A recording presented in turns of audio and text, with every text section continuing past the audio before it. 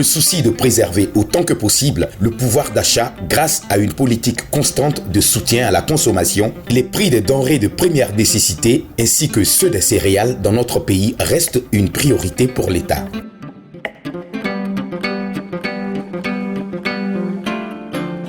Avec des fonds alloués par le budget national, il est à noter que l'amélioration des conditions de vie et de travail des agents de l'État, du secteur public et du secteur privé sont des mesures de soulagement qui arrivent à point nommé.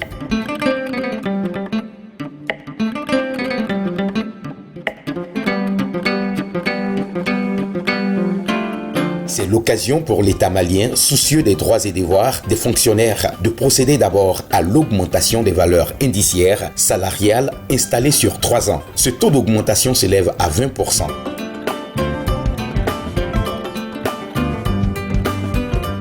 « 10% pour l'année 2015, 3% pour l'année 2016, enfin 7% qui est effectif aujourd'hui depuis janvier 2017. » En ce qui concerne les augmentations, le gouvernement du Mali a bien voulu procéder d'abord à l'augmentation des valeurs indiciaires étalée sur 3 ans.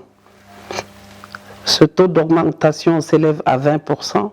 C'est toujours un plus pour un fonctionnaire. Chaque fonctionnaire prétend à une augmentation de son salaire.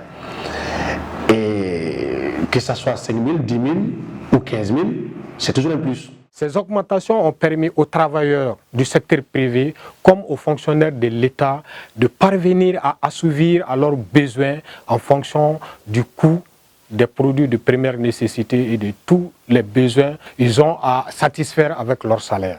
Avec l'augmentation salariale, c'est un soulagement qu'on a. Et du côté de nos familles, si on veut être honnête, c'est toujours un plus. Ça nous permet toujours de payer quelque chose qu'on ne pouvait pas avec les salaires précédents. Le gouvernement a aussi bien voulu augmenter le taux des allocations familiales qui sont passées de 1 500 francs à 3 500 francs pour les enfants normaux et 4 000 francs pour les enfants handicapés. En 2013, de 1 500 francs et il est passé aujourd'hui à 3 500 francs pour les enfants en situation normale et 4 000 francs pour les enfants vivant avec un handicap. Ce qui constitue également une augmentation substantielle. Il faut signaler que le gouvernement a bien voulu procéder aussi à la diminution du taux de l'impôt sur les traitements des salaires appelé communément ITS de 8%.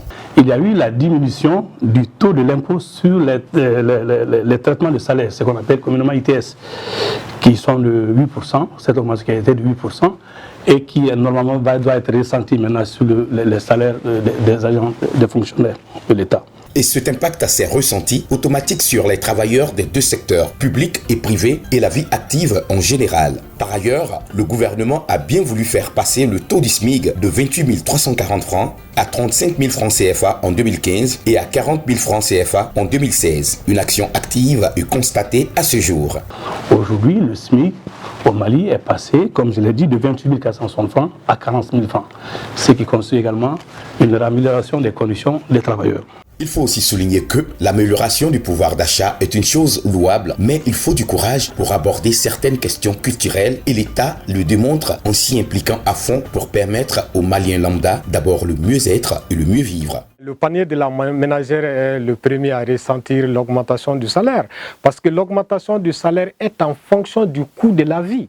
En y pensant ainsi, le gouvernement a contribué à cette baisse considérable des prix de denrées de première nécessité pour classer notre pays au rang des denrées de première nécessité les plus bas de la sous-région. Malgré son enclavement, ces éléments combinés, on peut le dire, ont augmenté le niveau de vie du Malien en général. Pour l'État, 3 priorités sont démises. Il s'agit de la paix et la réconciliation, la sécurité des biens et des personnes au Mali, l'amélioration des conditions de vie des Maliens de façon générale. La dernière priorité en charge concerne en conclusion les travailleurs du secteur public et du secteur privé qui contribuent à l'émergence de notre pays.